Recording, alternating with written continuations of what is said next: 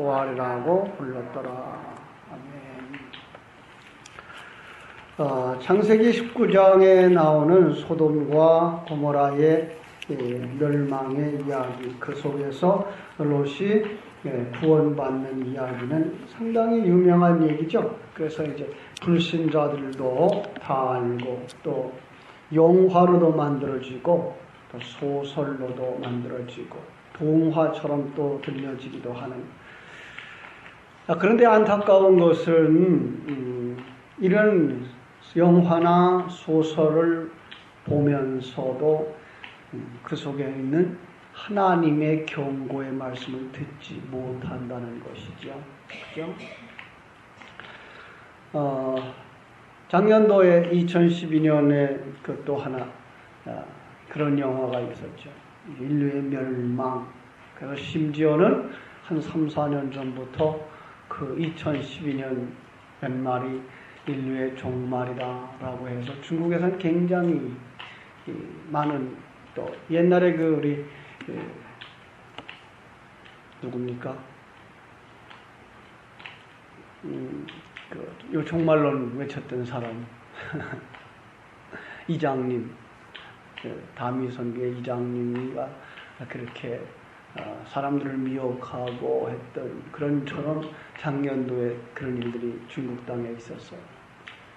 그 영화와 함께 이런 예언자적인 의미를 가졌다고 하는 사람들이 얘기를 해가지고 상당히 많은 사람들이 미혹돼서 또 쫓아가기도 하고 그럴 것인가 해서 걱정들도 많이 했어요. 그런데 많은 사람들이 그러한 영화를 본다, 소설을 본다 그러면서도 그 속에 들어있는 진정한 경고를 못 듣는 거죠. 이게 안타까운 거죠. 그런데 예수 믿는 우리까지도 어떤 때는 그런 생각들을 가지고 있어요. 예수 믿는 우리들까지도 롯의 사위들처럼 성경 속에 있는 이 경고를 무시하고, 그죠? 롯의 사위들은 어떻게 하겠다고요? 농담으로 여겼더라. 그렇죠. 먼저 한번 개괄적인 내용을 살펴보도록 하겠습니다. 시간이 모자라면 내일로 하고요. 오늘은 이제 개괄적인 얘기를 먼저 할 텐데요. 이 19장의 얘기는 사실은 그런 얘기를 하는 거예요. 자기만 사랑하느라고, 자기를 위해서 사느라고, 자기가 왕 되어 사느라고 나그네 대접할 그 경황이 없는 사람들, 그죠? 자기가 자기 속에 가득 차서 누구를 영접하지 않는 사람들, 예수를 영접하지 않는 사람들, 그죠? 그들의 결과가 어떠냐를 보여주고 있는 그림이에요. 18장과 대조를 이루고 있는 거예요. 18장은 누구죠? 아브라함이죠.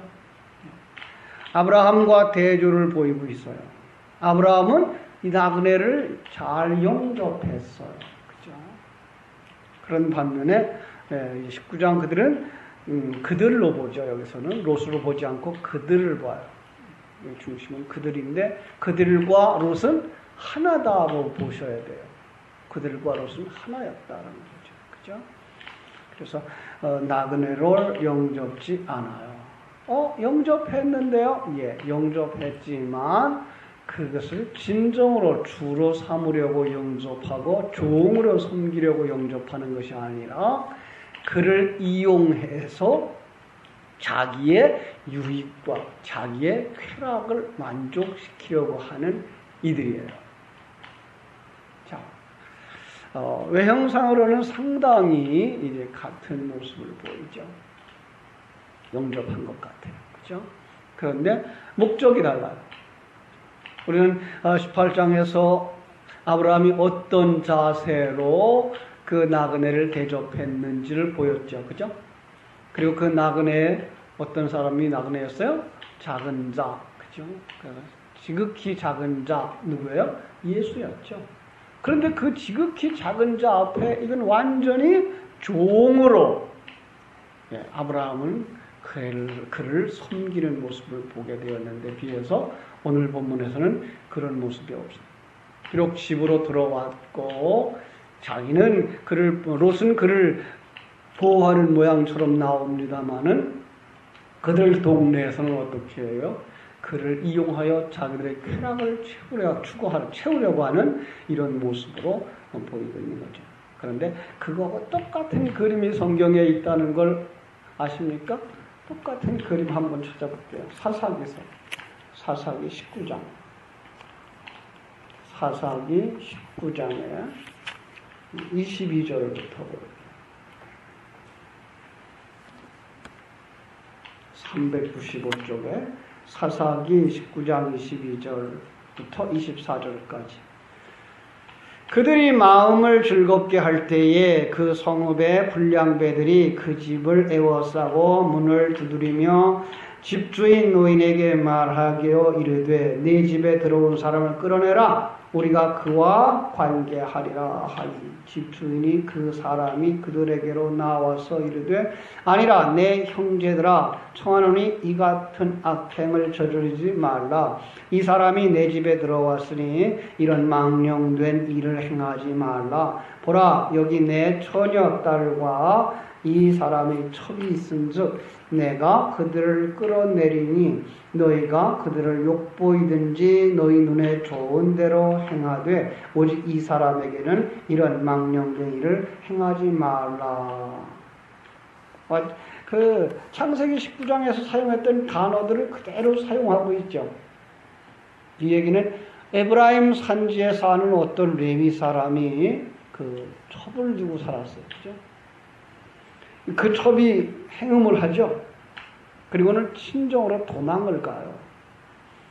그때에 찾아가서 레위인이 찾아가서 이 첩을 찾아가지고 돌아오는 길에 생긴 일.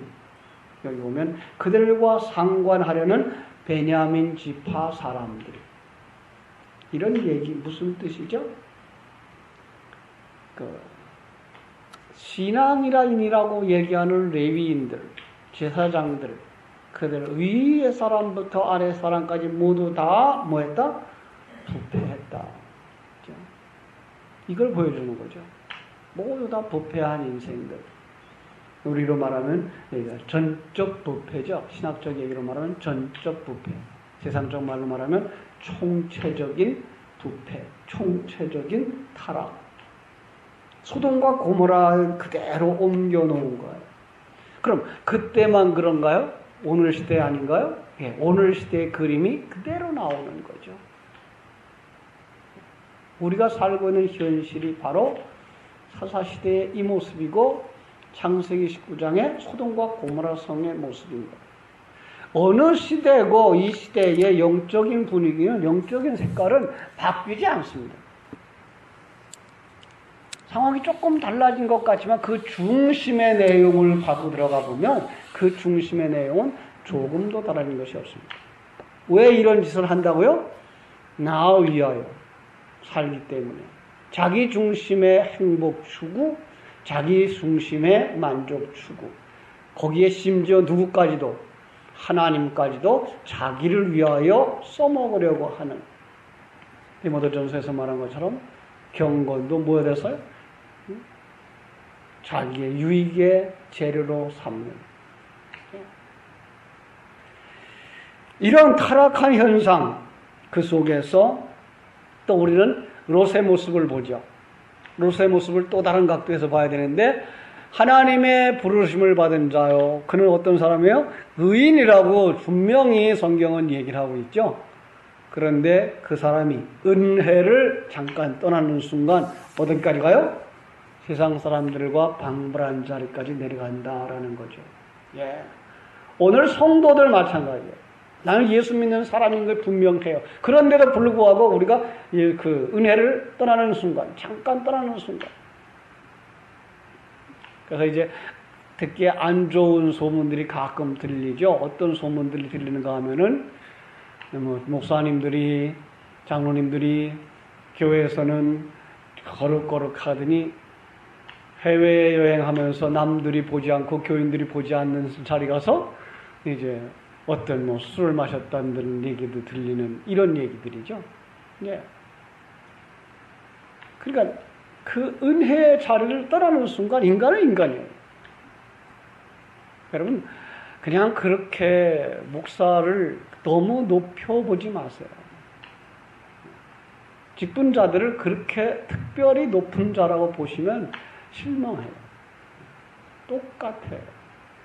그죠? 하나님이 그 자리에 맡겨서 제가 늘 하나님 얘기처럼 목사를 안 만들어 놓으면 주일날 예배당에도 안 나올까봐 억지로 만들어 놓은 자리에 가 있는 사람들이다. 그리고 그들에게 그렇게 안 하면 안 변하니까 주일날 성도들은 주일날 하루만 성경 봐도 거룩한 삶을 살아갈 수 있는 그런 소질이 있는 사람들이지만 목사들은 일주일 내내 성경 봐도 잘 안 변하는 사람들이다. 그래서 그런 사람들을 갖다 만들어놨다. 이렇게 보시면 아주 똑바로 보는 거예요. 그러니까 목사들을 불쌍히 여기시고요. 목사들을 위해서 기도 많이 해주셔야 돼요. 은혜의 자리를 떠나는 순간 우리는 어떻게 될 수밖에 없다? 세상 사람들보다 더 타락할 수 있다. 노아 홍수 속에서도 그런 생각을 하죠. 은혜의 뚜껑이 안 닫혔으면, 그죠? 배를 지었는데 뚜껑을 안 만들어놨으면 어떻게 됐겠어요?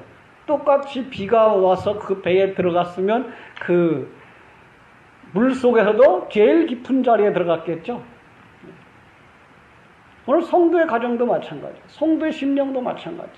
은혜의 덮어짐이 없으면 더러운 것들이 다 들어와요. 이건 부단 앞에 있는 목사만 그런 게 아니고 성도들도 마찬가지예요. 성도들도. 그래서 정말로 소돔과 고모라는 심판과 멸망의 경고의 모델이라는 거 기억하시기 바랍니다. 참고하는 구절을 여러분 적어드릴게요. 신명기 29장 21절로 26절이에요. 한번 가서 잠깐 보죠. 신명기 29장 21절로 26절. 신명기 29장 21절로 26절. 여호와께서 곧 이스라엘 모든 지파 중에서 그를 구별하시고 이 율법책에 기록된 모든 언약의 저주대로 그에게 화를 더하시리라. 너희 뒤에 일어나는 너희의 자손과 멀리서 오는 객이 그 땅의 재앙과 여호와께서 그 땅에 유행시키시는 질병을 보며 그 온 땅이 유황이 되며 소금이 되며 또 불에 타서 심지도 못하고 결실함도 없으며 거기에는 아무 풀도 나지 아니함이 옛적에 여호와께서 진노와 격분으로 멸하신 소돔과 고모라와 아드마와 스보임의 무너짐과 같음을 보고 물을 것이라. 여러 나라 사람들도 묻기를 여호와께서 어찌하여 이 땅에 이같이 행하셨느냐, 이같이 크고 맹렬하게 노하심이 무슨 뜻이냐. 그죠? 거기서 대답이 뭐예요? 그때 사람들에게 대답하기를 이 무리가 자기 조상의 하나님 여호와께서 그들의 조상을 애굽에서 인도하여 내실 때 더불어 세우신 언약을 버리고 가서 자기들이 알지도 못하고 여호와께서 그들에게 주시지도 아니한 다른 신들을 따라가며 그들을 섬기고 절한 까닭이라. 그래서 뭐예요? 재앙이 내리고 그리고 하나님의 심판이 임한다. 그죠? 모세가 죽기 전에 이스라엘에게 마지막으로 권고했던 것이죠. 들어가 그들과 섞여서 살면, 그죠? 세상과 같이 살면이에요. 세상과 하나 되어지면, 동화되어지면, 하나의 방향으로 가고 하나의 목적을 추구하면 뭐가 된다고요? 소돔과 고모라 같이 된다. 이건 이 부분뿐만 아니라 이사야서 13장에도 그랬고 예레미야 50장에서도 그랬어요. 신약에 와서도 똑같은 경고를 하는데 악한 세력의 대명사로 소돔과 고모라와 바벨론이 쓰여지고 있는 것을 볼 수가 있어요. 마태복음에 보면 마태복음 10장 14절로 15절, 유다서 1장 7절, 베드로후서 2장 6절 이런 데서 바로 심판의 본으로, 모델로죠. 견본으로죠. 베드로후서 3장 3절로 10절을 한번 보세요. 베드로후서 3장 3절로 10절. 베드로후서 3장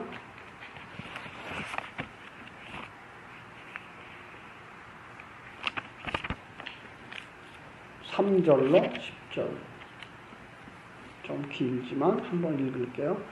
먼저 이것을 알지니 말세에 조롱하는 자들이 와서 자기의 정욕을 따라 행하며 조롱하여 이르되 주께서 강림하신다는 약속이 어디 있느냐. 조상들이 잔후로부터 만물이 처음 창조될 때와 같이 그냥 있다 하니 이는 하늘이 옛적부터 있는 것과 땅이 물에서 나와 물로 성립된 것도 하나님의 말씀으로 된 것을 그들이 일부러 잊으려 함이로다. 이로 말미암아 그때의 세상은 물이 넘침으로 멸망하였으되 이제 하늘과 땅은 그 동일한 말씀으로 불사르기 위하여 보호하신 바 되어 경건하지 아니한 사람들의 심판과 멸망의 날까지 보존하여 두신 것이니라. 사랑하는 자들아, 주께서는 하루가 천년 같고 천년이 하루 같은 이 한 가지를 잊지 말라. 주의 약속은 어떤 이들이 더디다고 생각하는 것까지 더딘 것이 아니라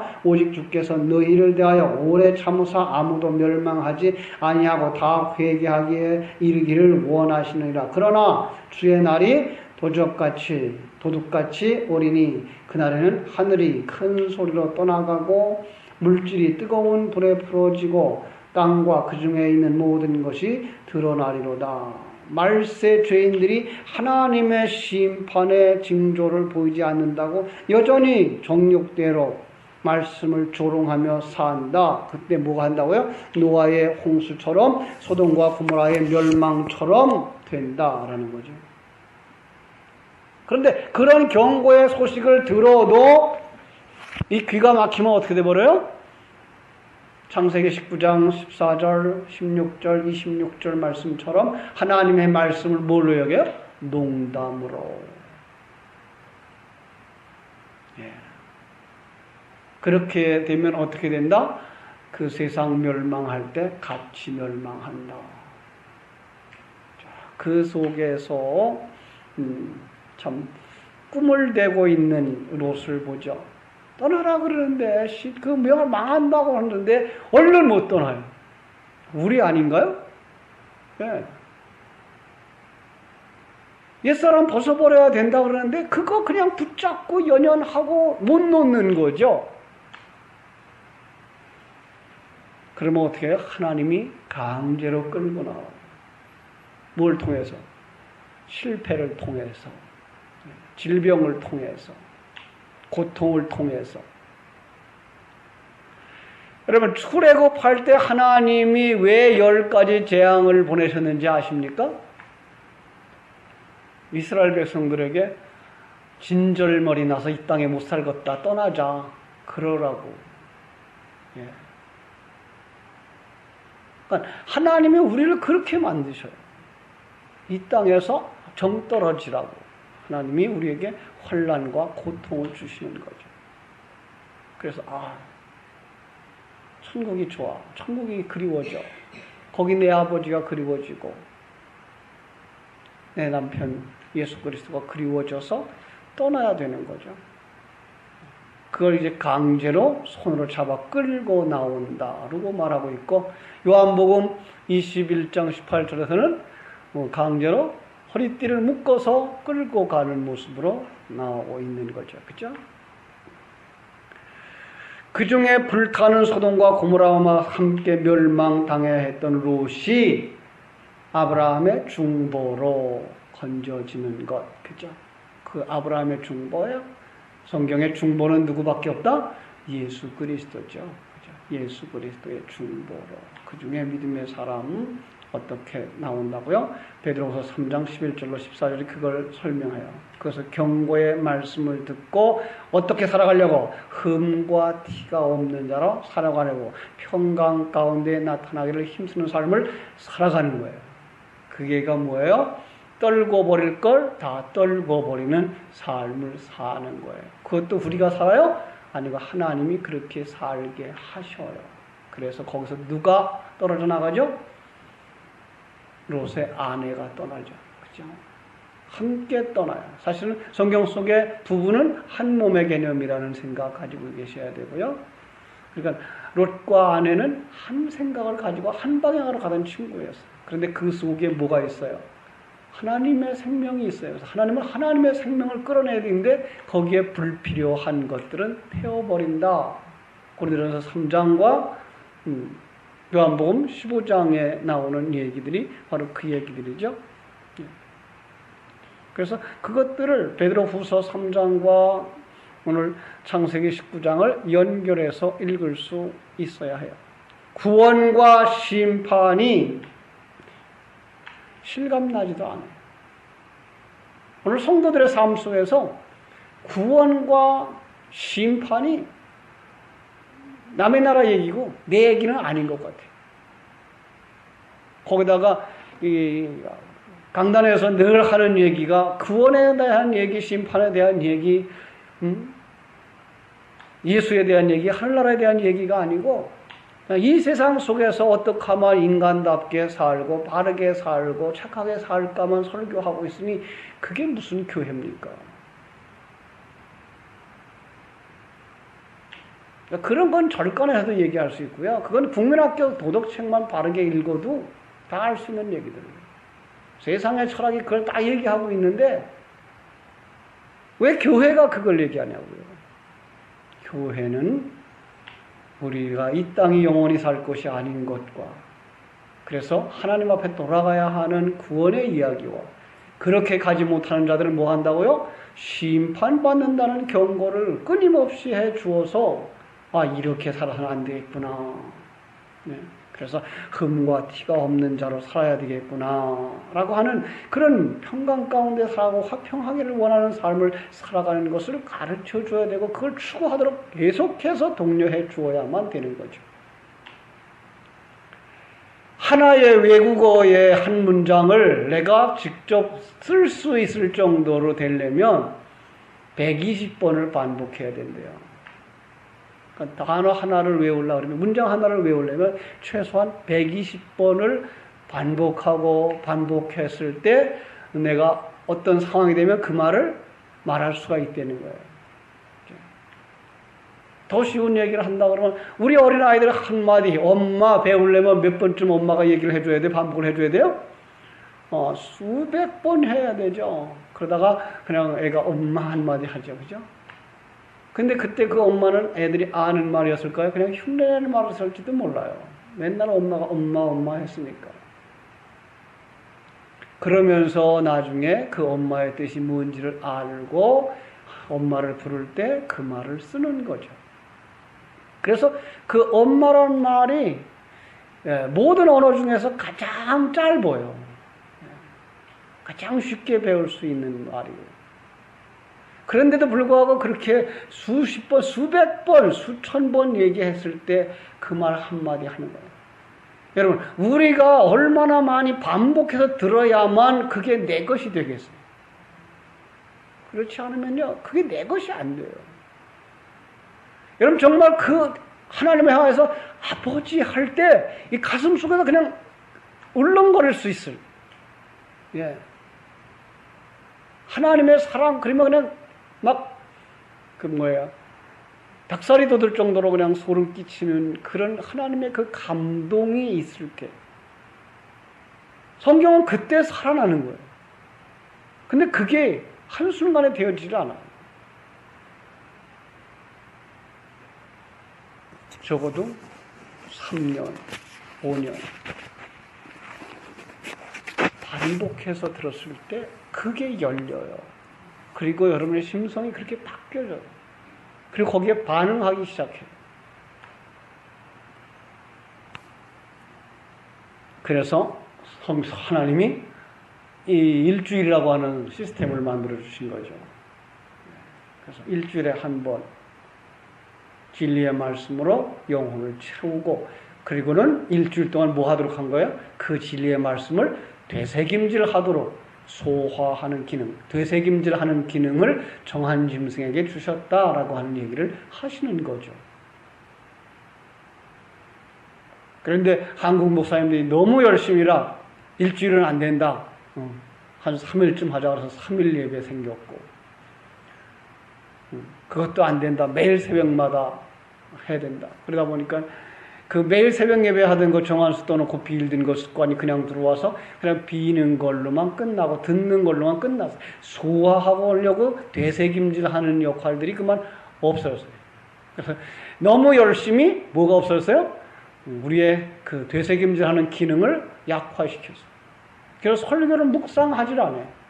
그냥 설교 듣는 걸로 끝나버렸어요. 그리고 예배 참석하는 걸로 끝나버렸어요. 이건 아니래요. 여러분들은 그 말씀을 그러한가 하여 묵상하는 베레아 교인들처럼 되어야 하는 거죠. 여러분, 심판이 있다고 하는 것 절대로 잊지 마십시오. 심판이 있다고 하는 걸 꼭 기억하라. 누구 생각하면 되죠? 에녹이죠. 에녹. 에녹은 자기의 아들 이름이 뭐예요? 무드셀라. 무드셀라야 부를 때마다 무슨 생각이 했어요? 이 아이가 죽으면 심판이 오는데, 오늘 이 아이가 다치면, 그죠? 나는 오늘 이 세상에 심판이 올지도 모르는데. 그러니까 그는 매일 매 순간이 내 생애의 마지막이며 심판이 될지도 모른다라는 생각을 가지고 살았어요. 그렇게 살다 보니까 하나님과 동행했고, 그 삶이 뭐예요? 죽음을 보지 아니하고 영생에 들어가는 삶이었던 거죠. 여러분, 오늘 매일 매 순간이 내 생의 마지막 날인 것처럼 마음에 묵상하시고, 그리고 그 가운데서 살아가시기를 바랍니다. 우리가 살아가는 환경은 우리를 어디로 끌고 가요? 소돔과 고모라로 끌고 가요. 그리고 우리 옛사람은 그 소돔과 고모라를 그렇게 사랑해요. 그래서 우리가 늘 하는 말이 있죠. 나쁜 버릇은 가르쳐주지 않아도 금방 배우고, 좋은 버릇은 얼마나 배우기가 어려운지, 그죠? 가르치기가 어려운지. 왜 그래요? 우리 육체가 그걸, 나쁜 행동, 세상에 속한 걸 좋아해요. 그러나 정말 바르게 살고, 더군다나 세상을 떠나 하나님 나라를 바라보는 삶을 사는 건 우리의 힘으로 되는 거 아니에요. 그런데 거기에 것이 안 된다는 걸 알면서 포기하는 자가 아니라 거기에 하나님이 하시는 것에 발맞추어 나가는 자들, 그들이 복 있는 자입니다. 마지막에는 어떻게 돼요? 모든 일들이 드러나요. 모든 일들이 다 드러나요. 불태우죠? 그죠? 그리고 그 불태워버리고 우리 손은 어디서 구원받아요? 그 불 속에서 구원받은 자처럼 완전히 그 황금을 얻어내기 위해서 재련소에서 불로 태우고 또 불로 태우고 또 불로 태워서 잡것들을 다 찢기들을 불태워버리는 것처럼 하나님은 우리 속에서 옛 것들과 세상 것들을 끊어버리려고 수없이 용광로를 그치게 하시는 거예요. 그때에 열매 맺지 못하는 가지들이 뭐예요? 잘라지고, 그죠? 버림받고, 우리는 그 불 가운데서 구원받아요. 그래서 부끄러운 구원이에요. 우리는 모두 다 부끄러운 구원을 받아요. 네. 오늘 19장 10절 한 절 보고 마치겠습니다. 창세기 19장 10절. 그 사람들이 손을 내밀어 롯을 집으로 끌어들이고 문을 닫고 문 밖의 무리를 대소를 막론하고 그들의 문을 어둡게 하니 그들이 문을 찾느라고 헤매었더라. 이것도 이제 그림이에요. 그죠? 우리는 어디에 들어가 있는 사람이에요? 예수 안에 들어가는 사람들. 그들은 눈먼 자라 뭐 할 수 없다? 그 안으로 들어오려고 해도 들어올 수가 없다라고 하는 사실. 하나님의 은혜 입은 우리들인 것을 깨닫고 그 은혜를 보존하고 그 은혜 속에 승리의 삶을 살기로 발버둥쳐 노력하는 복 있는 성도들이 되시기를